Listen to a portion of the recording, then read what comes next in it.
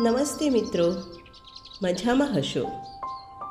જીવનમાં આવતા ઉતાર ચઢાવને કેવી રીતે ડીલ કરવા એ વિશેની એક વાર્તા રજૂ કરું છું. ગામથી દૂર એક તળાવના કિનારે એક વૃદ્ધ એકલા રહેતા હતા. એક દિવસ અંધારી રાતની નીરવ શાંતિમાં એ તળાવના કિનારે રહેતા એ વૃદ્ધે એક યુવાનને ઝડપથી તળાવની તરફ જતો જોયો. અનુભવી વૃદ્ધને ખ્યાલ આવી ગયો કે યુવાન મધરાતના આવા સમયે કોઈ જુએ કે બચાવે એ પહેલાં આત્મહત્યા કરવા આવ્યો છે. ઝડપભેર તળાવ તરફ જતા એ યુવાનને આ વૃદ્ધે બૂમ પાડી અને કહ્યું, દીકરા, થોડી વાર માટે થોભી જા, મારે બસ એક જ કામ છે તારું. એ યુવાન થંભી ગયો. વૃદ્ધે નજીક આવીને પૂછ્યું, ભાઈ, તારે જે કંઈ પણ કરવું હોય એમાં હું તને રોકીશ નહીં, પરંતુ મારે ખાલી એટલું જ જાણવું છે કે એવું તે શું બની ગયું કે તું જીવનનો અંત આણવા માંગે છે? યુવાને કહ્યું, હું પરીક્ષામાં નાપાસ થયો છું.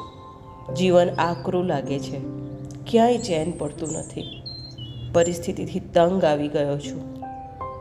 વૃદ્ધે સહાનુભૂતિ દાખવતા કહ્યું, તારી વાત તો સાચી છે.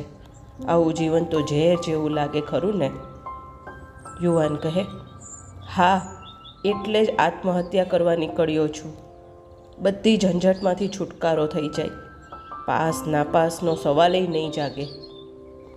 વૃદ્ધે કહ્યું, તારી વાત તો સાચી છે, પણ તે વિચાર્યું ખરું કે આત્મહત્યાથી કંઈ બધા દુઃખોનો અંત નથી આવી જતો? તું આત્મહત્યા કરીશ પછી તારો નવો જન્મ થશે અને તારે એકડે એકથી ફરીથી અભ્યાસ કરવો પડશે. એના કરતાં અત્યારે તો તે જેટલા ધોરણ પાસ કરી દીધા ત્યાંથી જ તારે આગળ વધવાનું છે. વૃદ્ધની વાત સાંભળીને યુવાને આત્મહત્યાનો વિચાર પડતો મૂક્યો અને ચૂપચાપ ઘર તરફ પાછો વળ્યો. મિત્રો, જિંદગીનો ક્રમ એવો છે કે એમાં ઉતાર ચઢાવ તો આવ્યા જ કરવાના.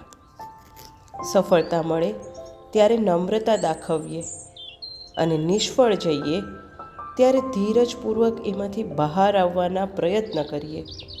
એમાં જ આપણા આ મહામૂલ્ય જીવનની સાર્થકતા સમાયેલી છે.